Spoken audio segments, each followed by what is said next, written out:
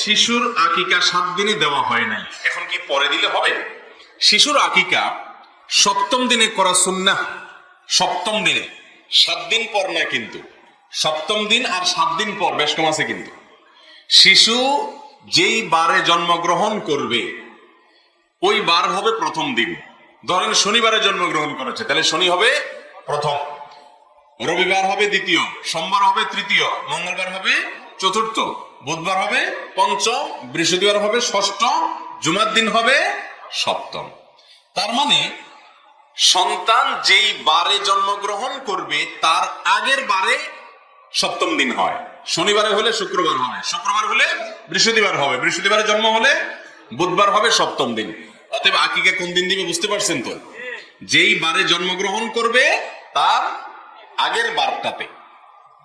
এখন যদি রাত্রে হয় তাহলে তার এক মুসিবত। রাত্রে হলে বার বাহির করবেন কেমনে?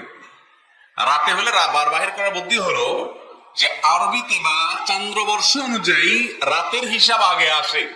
অতএব এই যে আজকে রাতে আমরা এখন ওয়াজ করছি, ওয়াজ শুনছি, আলোচনা করছি, মাহফিল হচ্ছে, এই রাতটাকে কোন দিনের রাত ধরা হবে?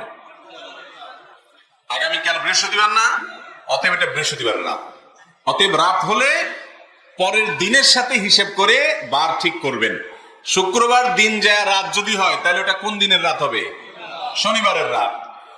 রবিবার দিন যায় রাত হলে সেটা কোন বা দিনের রাত হবে? সোমবারের রাত। তাহলে এবার বার কিভাবে বার করবেন বুঝতে পারছেন তো? যেহেতু ইবাদত বন্দিগি যেগুলো তারিখের উপর নির্ভরশীল সেগুলো চান্দ্রবর্ষ অনুপাতে করতে হয়, আর চান্দ্রবর্ষের হিসেব হলো সন্ধ্যা থেকে দিন শুরু হয়।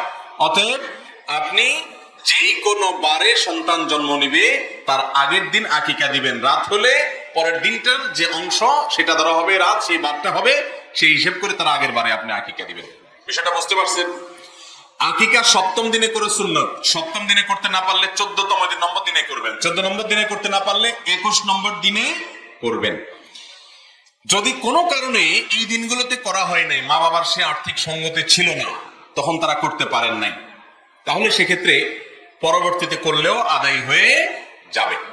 অনেক সালাফ বলেছেন যে আমি যদি জানতাম আমার ছোটবেলায় আকিকা বাবা মা করেননি তাহলে আমি এখন করার ব্যবস্থা করতাম। স্বয়ং নবী করিম সাল্লাল্লাহু আলাইহি ওয়াসাল্লাম এরকম হাদিস আছে, যার কারণে 7ম, 14তম, 21তম দিনগুলোতে করা হলো সুন্নাহ। যদি কোনো কারণে ছুটে যায়, ইচ্ছাকৃত না, কোনো কারণে করা হয় নাই, তাহলে পরে করলেও আদায় হয়ে যাবে ইনশাআল্লাহ।